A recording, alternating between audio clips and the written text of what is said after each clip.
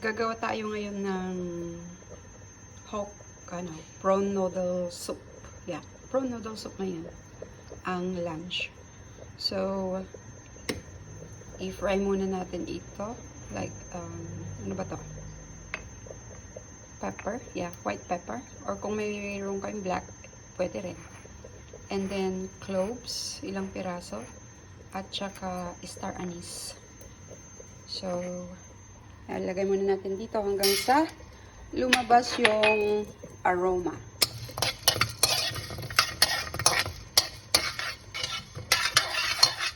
At the same time, blanch ko na rin yung spare ribs. Ayan siya. Para lumabas yung mga, they call it impurities or whatsoever. Okay? Okay, the moment it's done, and yeah, medyo ingat din kasi tumatalsik siya. So, now it's done.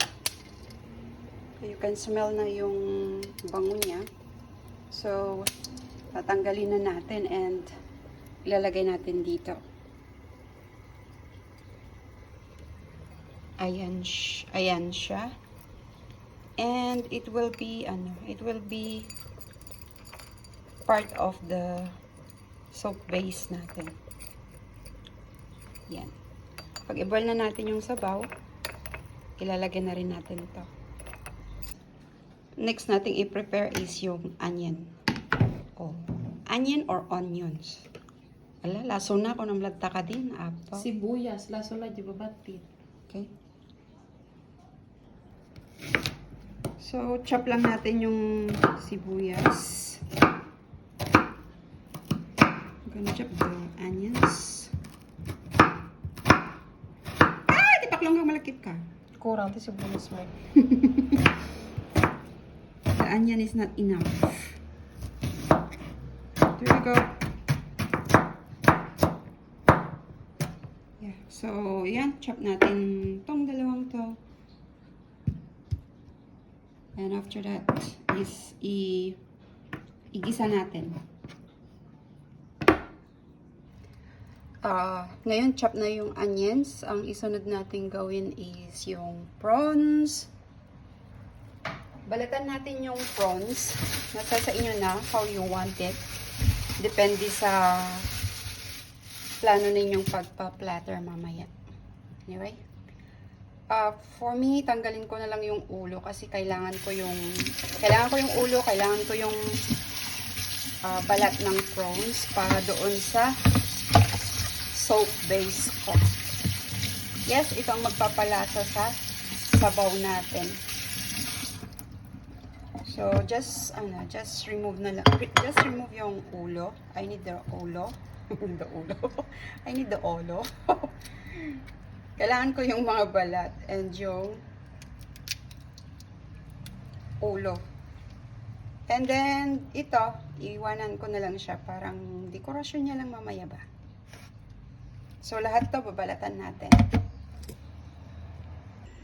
So, ito yung kakailanganin ko para sa soap base. And then, ito naman is mamaya na. Toppings ko lang siya. So, ito, here. Kumalaan din. Wala siyang oil.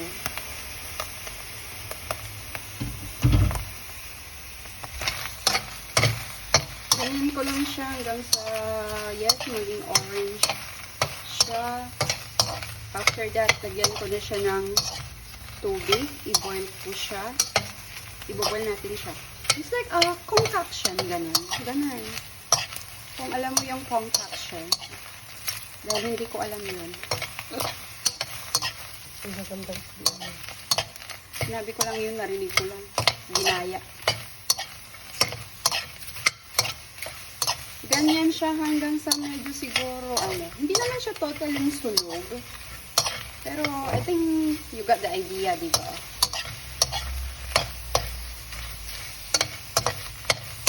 Hanggang sa lalabas talaga yung lasa niya from here.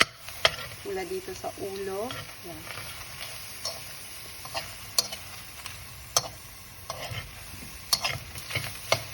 So, ito na siya. Ganyan. Actually, lalabas lalabas pa, may ano siya, lalabas yung aroma niya pala. So, yun yung antayin mo na moment bago mo siya lagyan na ng tubig. Ganun. Yan. Wala. Yan. And then, we just leave it there. Aba then. Hayaan lang natin siyang kumulo. Para, like what I said, concoction daw. Yan. Boil lang muna natin. Ganyan. And then, by the way, nilagay ko na sa pressure cooker yung spare ribs kanina. Kasi I need it na malambot. And, kulang na yung oras ko. And then now, ito ang gulay niya. Ano yung gulay mo, madam? Kangkong. Her gulay is kangkong. Kangkong. We are in an English country, so you must speak in English. Kangkong. No, this is not kangkong. This is kangkong. Ha? Kingkong? Iba yun. So, ngayon is stir-fry natin yung onion. Stir-fry natin yung sibuyas. Okay. Yan. Pwede na natin ilagay.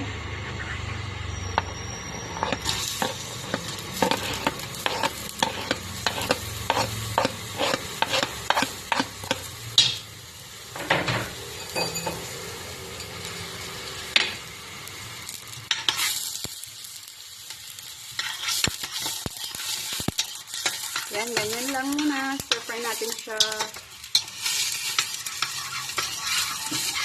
Pag okay na to, ilagay na natin yung na-boil natin kanina na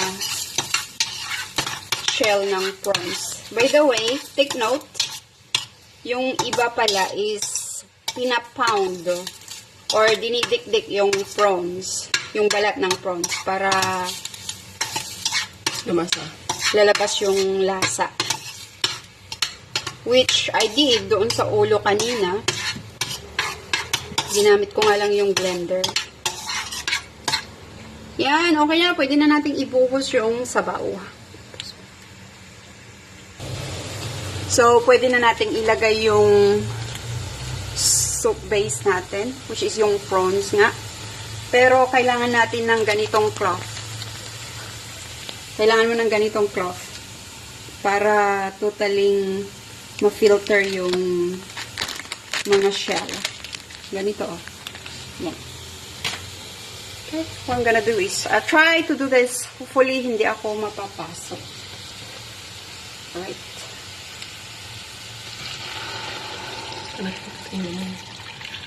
Ito ba nga?